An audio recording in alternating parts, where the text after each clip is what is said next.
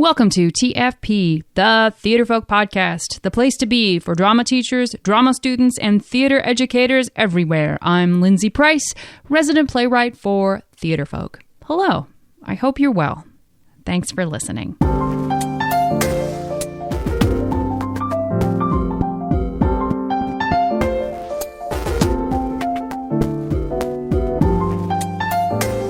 This is episode 145. You can find any links to this episode in the show notes at theatrefolk.com/episode 145. And I think this is one of those episodes that we should just get right to. Suffice it to say, we're talking theater beyond the stage, beyond the entertainment value, beyond working with quote-unquote actors. How many of you have to deal with administrators who only see your class as games or fluff? And how often have you had to have students or students in your class who are and how will always be non-actors? You want them to have the experience. You want them to include them and to get them to have a great experience with your classroom. How? We're talking about theater, real people, real life, all together, holding hands. Maybe not. But anyway, Jessie Wilson is my guest, and let's get to it. Hello, Jessie. Hey, Lindsay. How are you? Awesome. Tell everybody where you are in the world. I'm in an amazing little planet called Colorado Springs. Yes. In Colorado. Conveniently enough. Colorado Springs is in Colorado. That's right. Born and raised in L.A., lived in the West Coast pretty much, until I was 18, and then lived in the East Coast, and I've navigated my way back and forth between L.A. and New York and Philadelphia, and then somehow I ended up here, and it's going great. Awesome. So just start by saying, what's your connection to theater? Well, my connection to theater probably begins the day I was born. I don't remember ever doing anything that wasn't theater related. I grew up in the industry and began acting at a very early age. And so that's just been who I am and what I've been doing for forever. I'd probably say the biggest, most pivotal experience in the theater is when I went to Juilliard, and that was right after high school, and that's what really got the ball rolling. Awesome. That's a whole other podcast for a whole other day, because that would be really interesting to. Well, we have a lot of listeners who have students who go, where should I go to school, or what's it like to be? That notion of LA has a very stigma is not the right word. It has a preconceived notion about what that is like. It certainly does. So that is very interesting that is your background. Yes. But we're going to talk about something a little bit different than that. We're going to talk about something that's different than the traditional. When we think about theater, we think about a life in the theater. We think about those things. We think about LA, and we think about going to a theater school. But that's not the only thing that you have in your background. No. Yeah. Well, I have a lot of pain in my background, so. I don't know. You could put that on a resume, but theater. Well, I think some you really could. That would be great if you could. Yeah. What are your special skills? I suffered here in this period of my life, and I really suffered here. Here, not so much. It was okay, but here, there's some absolutely great, rich suffering. Oh my gosh! Yes. Yeah, I say that in jest, but actually, all of that became the basis for the program that I've created. And because I think really I just got tired of living in pain, and I was able to maybe diffuse a lot of that, ironically, drama in my life through the tools of the theater. So I was able to take what I love the most and kind of meet it in the middle. Well, when we started, when we were organizing this, a really great thing that you wrote to us was about the notion of the arts in the lives of theater beyond the stage, because we think about it just being, we're going to put on our little plays. I love it when people say, how are your little skits doing? And I think that I can certainly, I think that we're on the same page on this, that it's not that there is a role that theater plays, which goes beyond the stage. And I know every one of our drama teachers listening is nodding their heads right now because they see that every day. That's right. So talk about, what does that mean to you? Well, that is absolutely right. And it's a really, really fascinating thing. The more you understand that, and then you see how true that really is. Well, to back up, talking about Juilliard and then my earlier theater experiences, I went from role to role, and that's what I was used to, the transformational process from playing King Lear to some con man or whatever. And that became the norm. But, it's that whole idea that you can run, but you can't hide. And to no fault of anybody's, certainly not Juilliard's, although I hear the program is a little bit different now from when I went there, is the question is, and the question came later, is where is Jesse in this? And the one role that I really needed to be good at was me. And that seemed to come later. And I met and connected with a lot of people who were phenomenal. And I think this is pretty common in the arts. You excel on the stage, but outside of that, in between, your life is in shambles. And I think when I was younger, there was a kind of a romantic notion to that. Well, I'm the struggling, depressed, narcissistic, drug addict artist. And but for me, I don't think you need to live that kind of life. I don't think you have to live that kind of an unhealthy existence. And so I guess where I'm going with this is that theater has the ability, has the power to do something a lot more with people's lives than simply just provide entertainment. And this proved to be powerfully true when I was invited to work with inmates. I don't know if I'm getting a little bit ahead of myself, but no, why not? I think intellectually, if you would have asked me when I was in my formative training years that theater and the arts had the power to change somebody's life, I think certainly I wouldn't have made an argument. I would not have said, no, it's just entertainment. I think intellectually I would probably understand that, but I would not have an experience to be able to back that up with. I had no frame of reference. And then I got to experience that.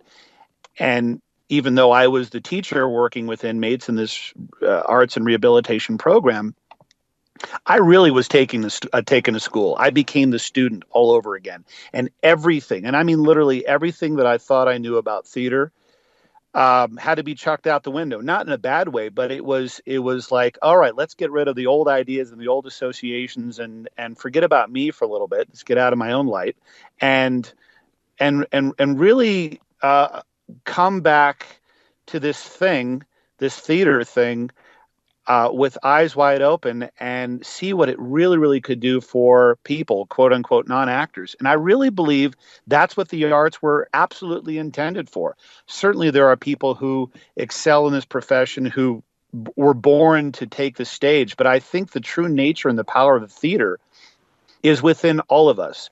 And theater then simply becomes a tool, a doorway to open up and reveal what's been waiting for us this entire time. And I think it's in our DNA to transform. And that is what theater does. And so when I had this experience with inmates, oh my God, it was so eye-opening. And that's what really, really set me on a completely different course, where I was able to emerge the best of what I love about the arts with the best of what I love about teaching. And that's what I'm doing. Oh, yeah, it's really cool. Got lots of nod heads, a lot of nodding heads here. Well, I think that what this is really honing in on, and why, and really why that I wanted to talk to you, is because there is the separation between what is theater? Oh, it's this thing where we pretend and we put on hats and we put on costumes and we are on stage. And that when we think about, from my context, when we think about theater in the classroom, that's what almost every administrator sees. They see nothing of value. That's right. They don't see, they see the entertainment side, right? Well, they do. And this is a reason why 90%, I think, of most arts programs are cut nationwide. It's deplorable because of that fixed mindset. There's the growth and the fixed mindset. Yeah. And the fixed mindset, the common misperception is that you're absolutely right. It's that the thing that the weird kids do down the hall, and it has no real lasting value beyond let's just take it's a photo op for grandpa and grandma. And then also, we also have what also happens in the classroom is that they become the drama classroom. They become the dumping ground for anyone and anything. So they're populated with non-actors. And what an opportunity. Actually, it's like, well, what an opportunity that we can use theater to open a door, maybe. Yes, absolutely. Okay, so what was your preconceived notion? What was your notion before you walked into your first meeting with the inmates? What did you think was going to happen? Well, I had been invited. Here was a guy that I worked with. His name is Dave Fine. He's a CEO of several businesses in Colorado, and he's also just this amazing entrepreneur, and he was doing the program that he was working with inmates was 7 Habits, Stephen Covey's 7 Habits for Highly Effective People, and he was getting zero buy-in.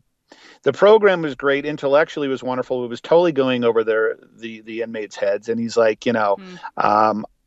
Jesse, and I worked at the time with his wife in this theater program, and he comes into my office. He's like, I'm not getting any buy-in, and could you help out? And I said, well, sure.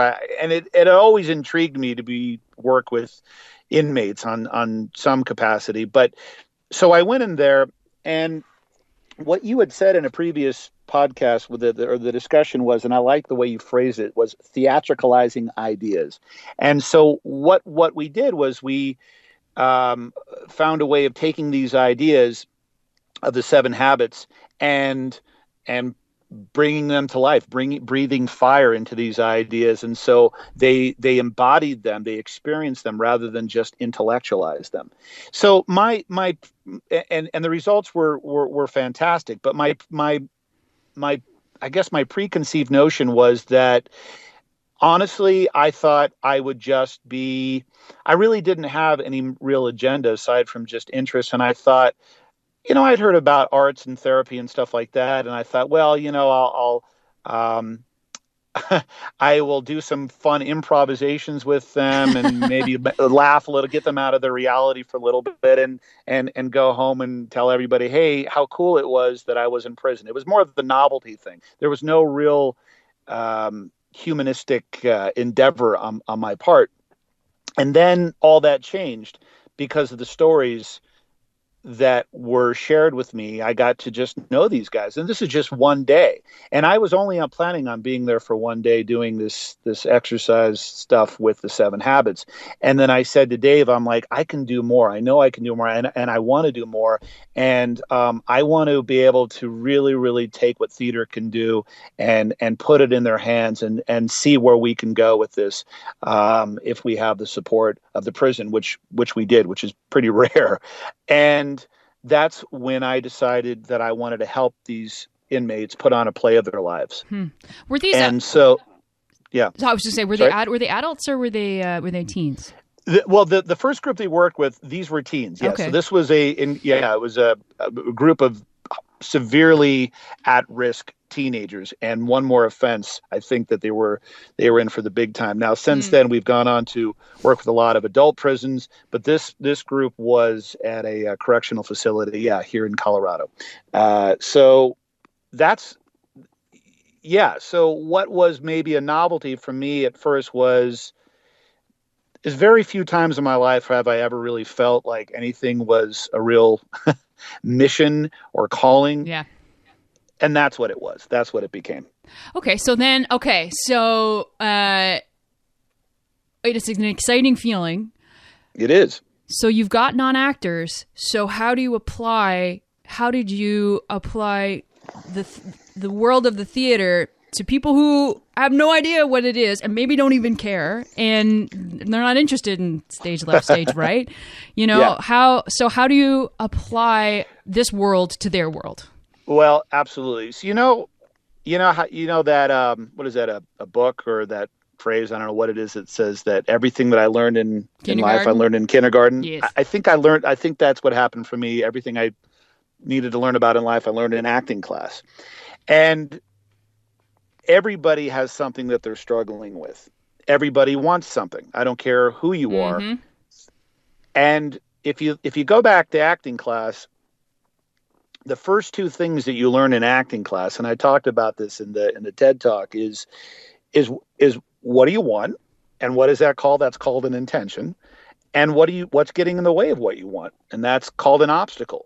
So if you take the intention and you take an obstacle and you put them together, and then you take them in a context beyond the acting classroom, what do you got? What you have is really the blueprints for a life. There's always something that we want, and there's always something that gets in the way of what we want. Now the problem is that I think most of us, when I say us, I mean the human population, we get stuck in the pain, we get stuck in the conflict, and we don't know what to do with it. We don't know how to tell a new story or find a new meaning to life, and we don't know how to rewrite the script. And the funny thing is, if you go back to acting class, the reason why they teach these fundamentals, what you want and what's getting in the way of what you want, especially what's getting in the way of what you want, is because if you don't have an obstacle, I always compare it to the movie. It's like Jaws without the shark. You don't have a play. You don't have a great character. It's a very short play. You think about a great play, any play, and remove the obstacle.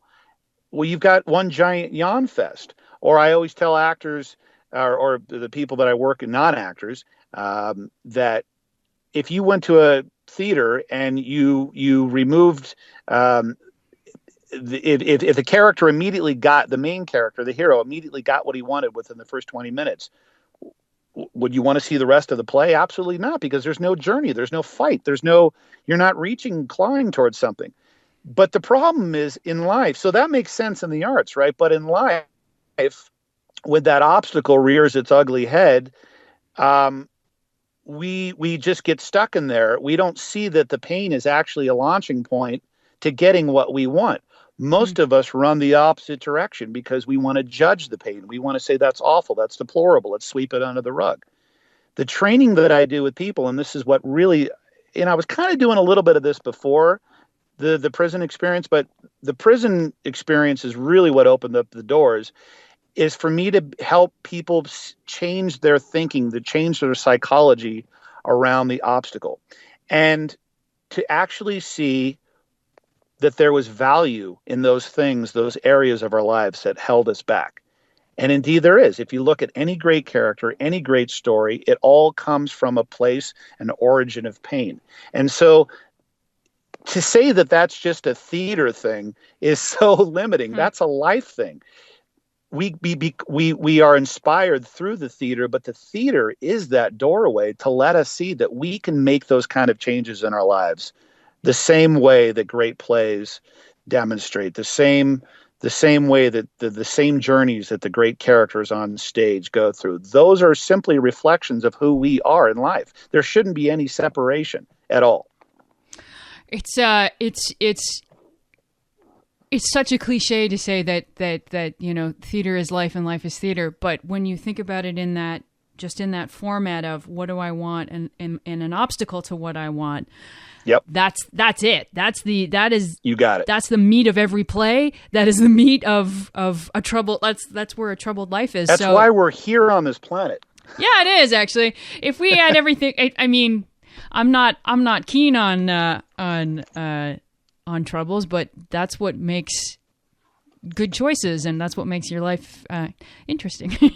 Well, absolutely. Yeah. Well, it's not like you're wishing for the pain. It's like, oh God, please, just rain on my parade today. Some people do. Some people Well, are real maybe good they at do. it. Yeah, yeah, No, but yeah. I know Well, I know that's what a you mean. whole other podcast.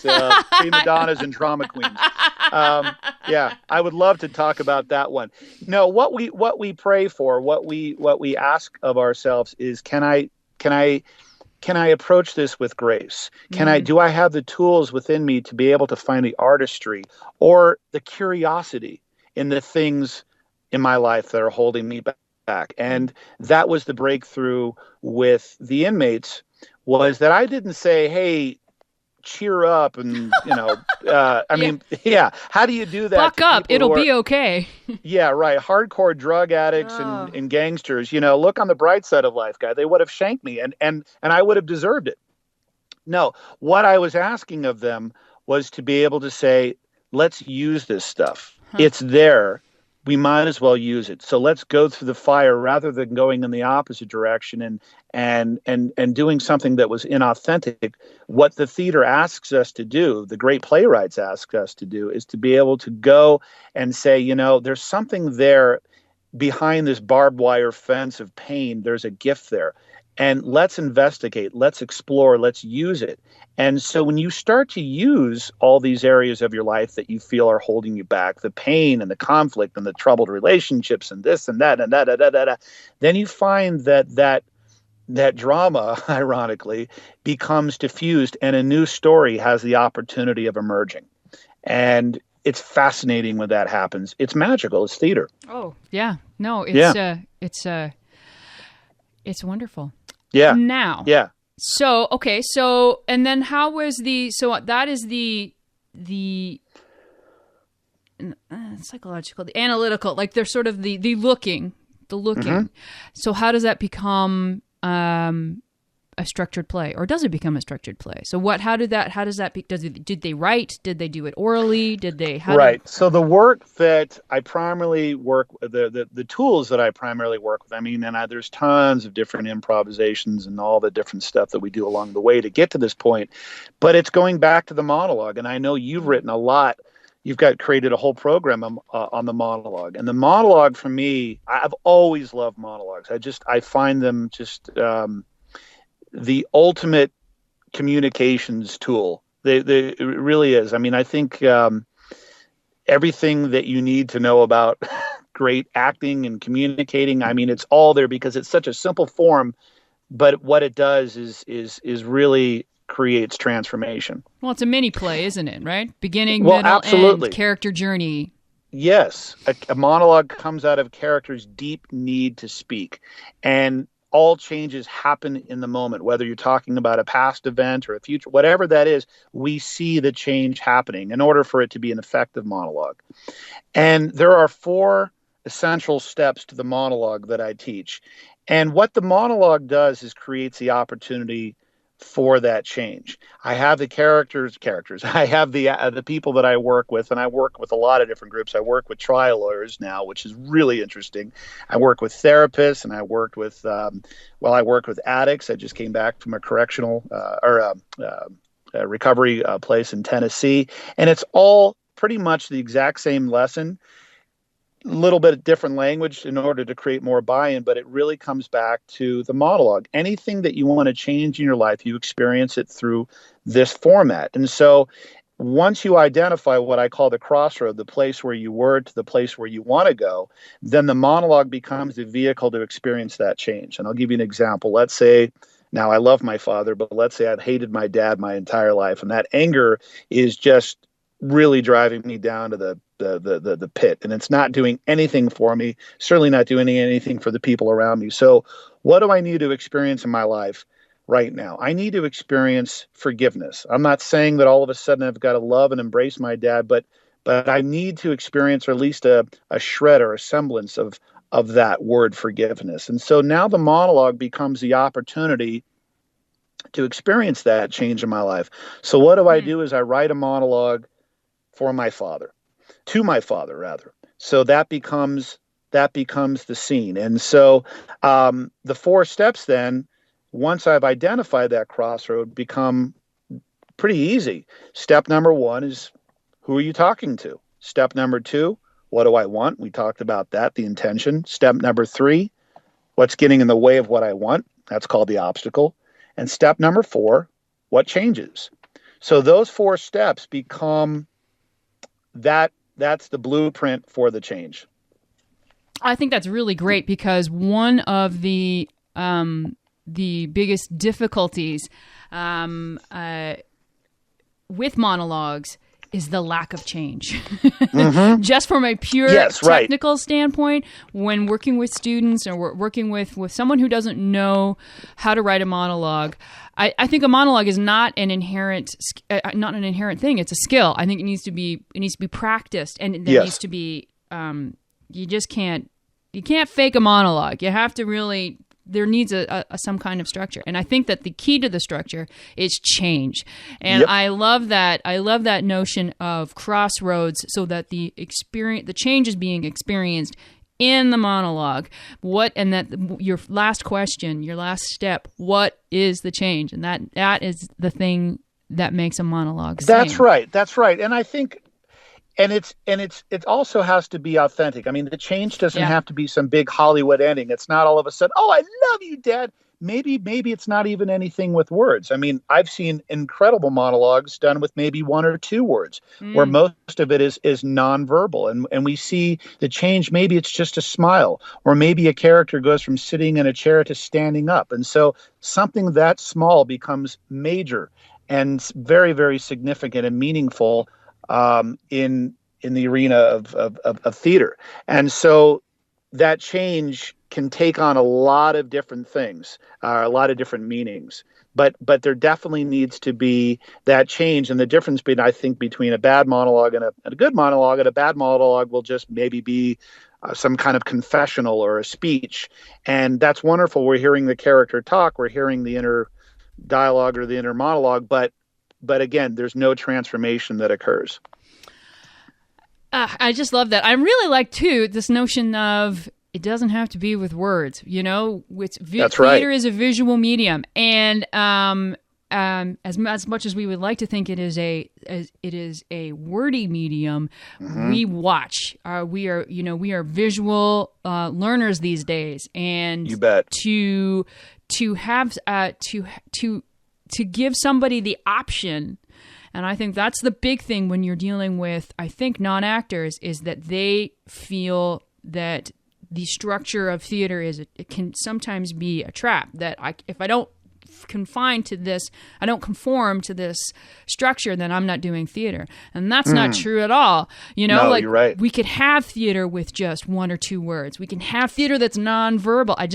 That I think must be very freeing for who you work with to know that. Oh, it's incredibly freeing. I'll give you an example of that, where I'm working right now with a leadership team at Center for Creative Leadership here in Colorado, and these are with CEOs and managers. This is a leadership effectiveness program through Lessons from the Stage, and these guys give business presentations all the time, and blah blah blah blah blah, words, and I work with white masks, and the white mask is a really wonderful instrument to tell the story nonverbal, because you're taking away your primary communications tool. Number one, your voice and your face. So now you have to embody what you're saying. So these are people who probably have spent 85% of their life, and that's, I think, being generous, being completely disconnected from their bodies, which is a communication instrument. And so the nonverbal work we do, number one, allows them to embrace silence, which is a very rare thing, but 2, to be able to find a different way of communicating the story. And then it's very out of the box and like, whoa, what's going on? But then when you put the words back into their mouth, then the words become intentional, and they're trusting the silence or the space in between the narrative. And what you do is you pull the audience more and more into your story when you do that, rather than just barraging the audience with just blah. Yeah. Well, that happens too. Yeah.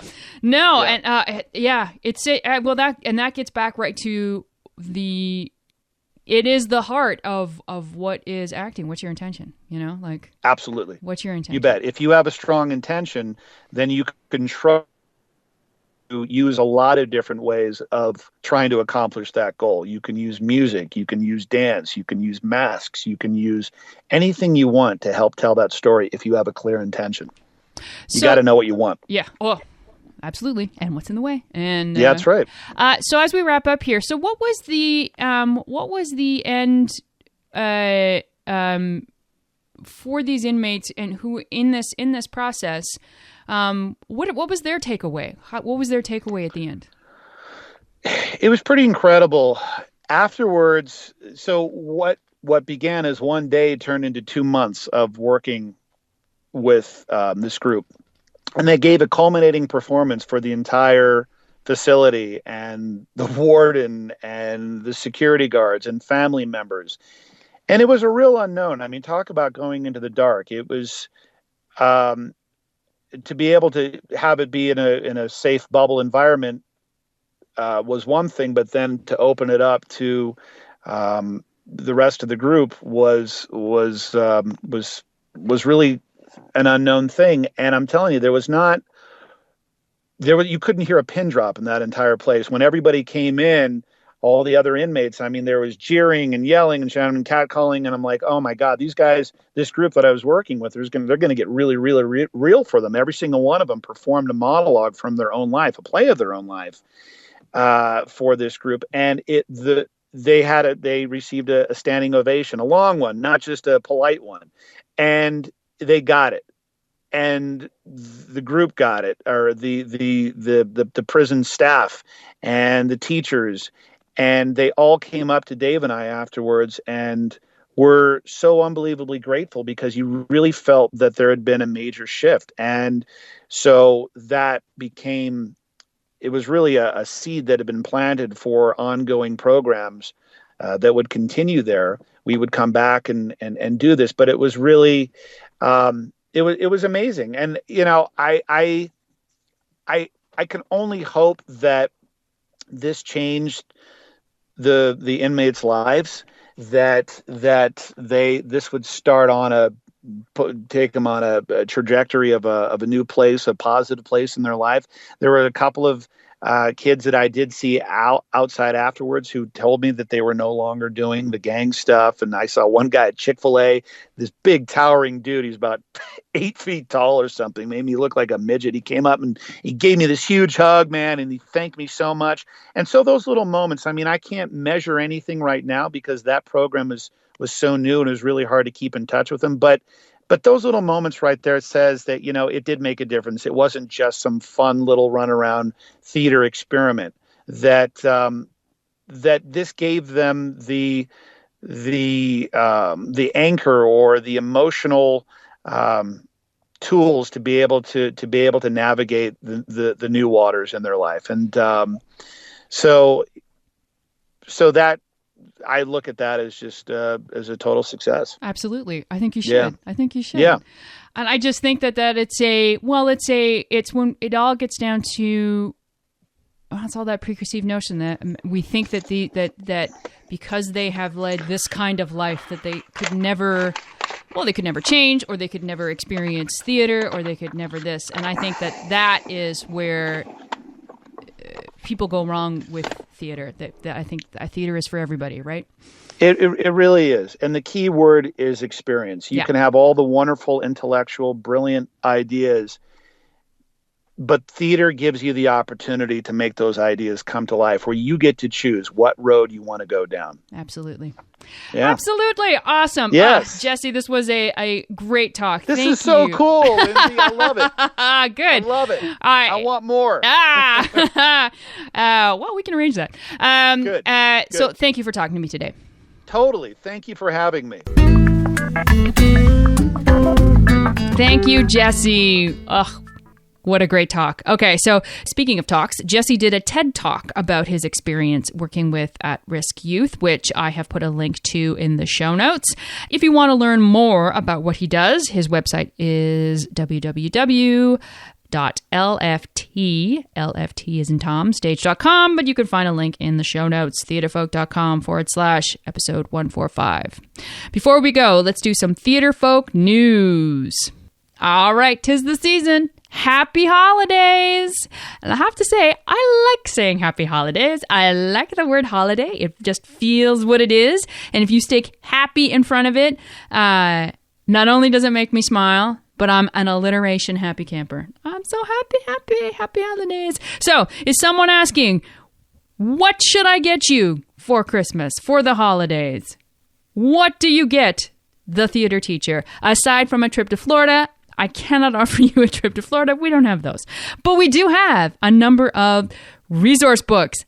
I know it's not a trip to Florida, but that's what I got to work with. Anyway, resource books, perfect for the classroom. Scene Spears, a collection of photo-based writing prompts. The set includes 35 different writing spurs, along with an instruction guide to integrate them into your drama classroom.